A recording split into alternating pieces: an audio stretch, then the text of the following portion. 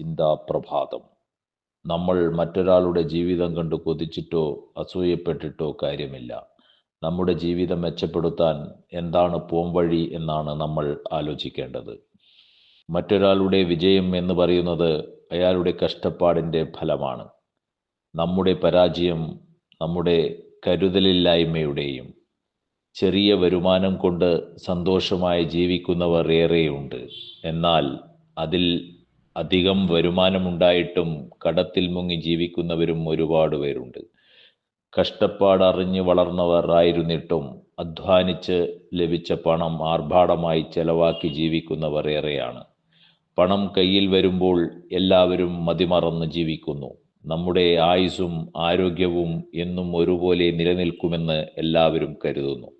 ജീവിതത്തിൽ നമുക്ക് രക്ഷപ്പെടാൻ ഒരു അവസരമേ ലഭിക്കൂ. അത് വിനിയോഗിക്കുവാൻ നമുക്ക് സാധിക്കണം.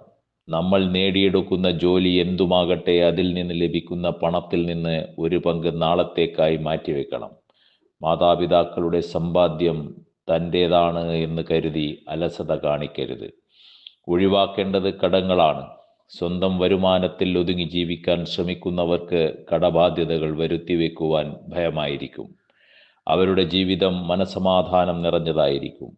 നമ്മുടെ ജീവിതം ഒന്നേ ഉള്ളൂ. അത് ശ്രദ്ധയോടെ കരുതലോടെ ജീവിച്ചാൽ ജീവിതം സന്തോഷം നിറഞ്ഞതും മനസമാധാനമുള്ളതുമാകും.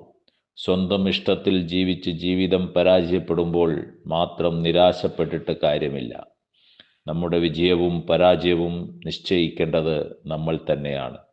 ഒത്തിരി ഇഷ്ടത്തോടെ സ്നേഹത്തോടെ ശുഭദിനാശംസകൾ നേർന്നുകൊണ്ട് രാജീവ്.